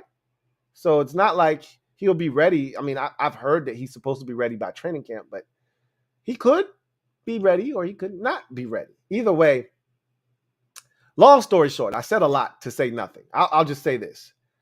I would draft him in the second round if they felt really good about Hendon Hooker and the board suggests that the value at the positions that they would like to take isn't there. This is the better value. But this is what history has shown us, because we were in a similar position. They went out, got Carson Wentz. They could have taken Sam Howell in the second round. What did they do? They passed up on that opportunity and they attacked other positions of need. If I had to guess, I'd say that's a philosophical approach that we can extrapolate through future drafts with this group. You got the quarterback that you like in Sam Howell. You're not going to take a guy to compete with him directly in the second round, because to me, first and second day selections are guys that should be immediately counted on to help your team right away. You can't spend a second round. That's why the Eagles fans were upset. But in my mind, I said that second round pick is unlike most teams drafting a quarterback in the second round, because every year Carson Wentz gets hurt. And every year you've got to have someone like Nicholas Foles, or that last year it was Josh McCown. You got somebody's got to step in for him. Why not draft a guy that you feel comfortable can step in and give you quality snaps? That's what they were doing. So they felt like this guy's going to have to help us right away anyway. But in our situation, if you got a backup quarterback already, because we're going to go out and get a veteran. They already told us that 15 million times. Hendon Hooker isn't helping you in his rookie season. You're wasting a pick, in my estimation. You're wasting an opportunity to get a player that's going to help this team immediately in year one. I don't see them doing that. And their track record says that. Last year, they could have done that. They could have drafted Sam Howell in the second. They didn't. They took Fedarian Mathis. They took Brian Robinson Jr. in the third round. They traded back, picked up more picks, things of that nature. And they ended up getting Sam in the fifth. If that situation happens again, I think they're going to go in the direction of filling a need. Offensive line, corner, if they haven't drafted that in the first round, to something to that effect. That's what I think they would do. Me personally, I wouldn't have a problem with it if they decided to go in that direction. Rob Yu, thank you for the super chat. Greatly appreciate you. Rob Yu writes, Cole Luke can get by us for a season at right tackle. Cole Luke can get us by for a season at right tackle if need be. Yeah, he can. And that's why I don't think they're going to be super aggressive at tackle in free agency. That won't stop them from going after someone in the draft. But him and Charles Leno Jr. can get you by for a season. But I think you got to be looking long-term at both of those guys as liabilities. Cole Luke is a great swing tackle. So, if he's pressed into action, you feel confident that he can come in and get the job done. He's shown us that over the last 3 years. He's been here. The problem is you really don't want him starting. You're taking his superpower away when you make him the starter. He's no longer a swing tackle. So I'd prefer us to find, if it's not Sam Cosmi, find a tackle to allow him to go back to being what he's supposed to be, which is a swing tackle. But he can get you by for a year. I totally agree with you. John Perez, thank you for the super chat. Greatly appreciate you. My guy JP writes, one more question, Lou. Says, if Chase's fifth-year option doesn't get picked up, could the relationship between him and Ron start to sour? Ron drafted him too. Sure. That could be viewed as a sign of disrespect on the part of Chase Young and his camp. Absolutely. But at the same time, communication is key. And if Ron tells him why he's doing it, I mean, I still, if I'm Chase, I don't want to hear that shit. But I get it, but I don't want to hear it. Maybe it'll just serve as motivation, as Ron said. But I think you would be putting yourself in a tough spot if you did that. You're better served picking up the fifth-year option. Yes, it's fully guaranteed. That's way less than what you would have to pay if you have to slap the franchise tag on it. Because just understand that it's the top 5 of the highest paid guys at said position. More edge rushers will be paid between now and when you have to slap the franchise tag on Chase Young if you have to go that route. If you don't pick up the fifth-year option. That number is only going to increase. It's not going to dip. So we know it's 17 whatever million dollars, 17 point whatever million. Okay, fine. Like, work that into, the finances, work that into the books, understand that that's a part of what you're eating, and move on. But it definitely could have an impact on their relationship. Absolutely. Redneck Rocker 101. Thank you for the super chat. Greatly appreciate you. Who writes, think Van Ness will make it to our pick? I do. Lucas Van Ness. I think he'll be there. And he'll be another guy that they may consider. Derek B, thank you for the super chat. Greatly appreciate you. This is probably a day of vindication for Derek B. He's been the loudest on the Da'Ron Payne train, and he was probably one of the first ones to get there. My guy Derek B writes, a year late, but they got it done. Prove them all wrong. That he did, and me included. I can't absolve myself of wrongdoing. I can't separate myself. I'm guilty as charged, and I don't mind being wrong. I'm not one of those people that want to be proven right at the spite of the team. I don't want to be proven right so badly that it comes at the expense of the team, being in a bad spot. No, if I'm wrong, I'll admit I'm wrong, especially if it benefits the team. I want to be wrong. I was definitely wrong. A year late, maybe. Yeah, sure. It probably was a year late, but he needed to prove he could get after the quarterback, Derek B. We'll always agree to disagree on that. You thought he had done enough. I thought he needed to show he could get to the quarterback. He did that, and he got broken off because of it. Will Kavanaugh, double up. Thank you for doubling up. Really greatly appreciate you. Will Kavanaugh, who writes, Lou, I wanted to hear your take on Himmelman. Do you think he will last through camp? I know nothing about this guy. 6'8", 6'9" tackle that they just signed. Again, when you sign guys like they did with him, to me, it's just another camp body until you prove otherwise. Because tackle is a position that, we have to take a long, hard look at, he'll get an opportunity, and we'll see if anything comes of it. But I don't know enough about this guy to give you a definitive, I think he's going to succeed or not. We've been down this road before with guys that they've signed and it didn't work out. So we'll see. We'll see in the preseason. We'll see in training camp. We'll see what happens. My guess is we won't even remember this dude's name by the time we get to September. He won't be on the roster. And the most we'll talk about him is maybe a preseason game or two before he gets cut. That's my guess. But we'll see. I could be wrong. I hope I'm wrong. I hope this guy's good. Al Butts, thank you for the super chat. Greatly appreciate you. Al writes, is Payne's deal due to the extent of Young's injury? No, I don't think so. Could they have been linked? Maybe if they knew they were paying Chase Young, they would have been a little bit more apprehensive to take care of Da'Ron Payne. I've always felt this way, that it's easier to get defensive tackle deals done. They're a lot less cheaper than edge rushers. The likelihood was always that they could keep 3 out of 4. It would be easier to keep 2 defensive tackles and 1 edge rusher than it would be 1 defensive tackle, 2 edge rushers. It's just so pricey. So I don't know if there was a direct correlation between Young's injury and the, murkiness about his situation and Young and now Payne's emergence. I don't think there's a direct correlation. I think they're independent situations. Payne went out and balled, earned the contract. Young, if he comes out and does what he needs to do, he may be here in Washington long term as well. We'll see.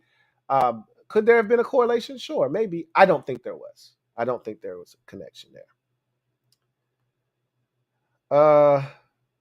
Dejan Bell, thank you for the super chat. Greatly appreciate you, who writes, but would you consider Witherspoon another do-it-all type of corner? Because it's obviously Del Rio has his scheme in stone. Don't want another William Jackson III at 16.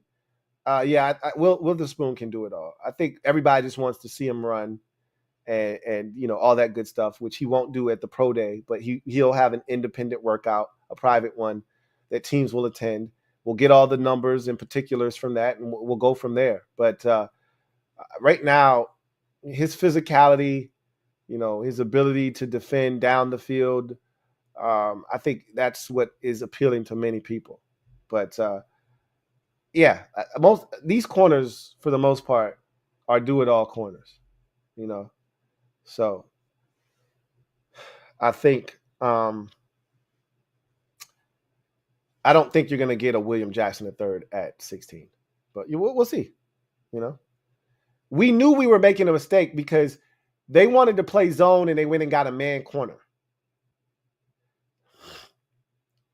John Livingston, my guy J.L. Smooth, thank you for the super chat. Greatly appreciate you, who writes, I don't know, Lou. Reminds me of us paying Darius, who had 30.5 sacks his first 5 years. Payne only has 26. Doesn't make sense to me, but doesn't mean it can't work out. I'm not saying, I'm just saying. Marcel Darius was interesting. Another Bama player, had a really solid career, got paid, and then he wasn't as good. I can't speak to Marcel Darius' situation because I wasn't watching him as closely as you were. But here's the thing with Da'Ron Payne. He's been, if nothing else, and I know Darius wasn't always healthy either.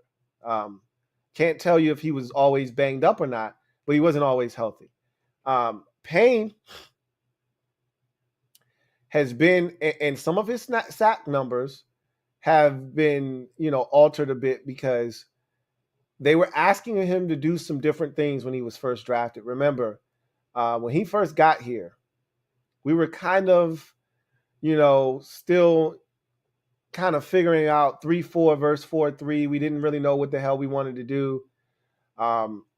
They were still trying to 2-gap, which is what they did at Alabama, which didn't allow him to penetrate. So there were a lot of things fundamentally that could have attributed to the lack of sack numbers. I think he just had to get better and grow and develop as a player. But one thing's sure about Payne, he's been a consistent, reliable defender, and he just added the one element that we were waiting for to pay him, and that was pass rush. And I don't think that's going to go away. So I feel better about him than Marcel Darius. But again, you watched Darius. I didn't, so I can't say. But we feel really good about Da'Ron Payne. So we'll see what happens. Hopefully it'll turn out better than it did for you guys with him.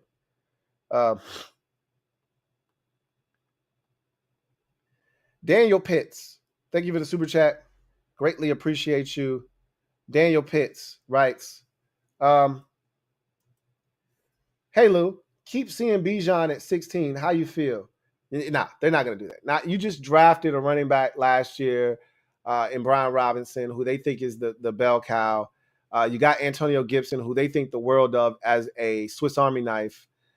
Bijan Robinson would be combining those two backs in one. However, it's just too many guys.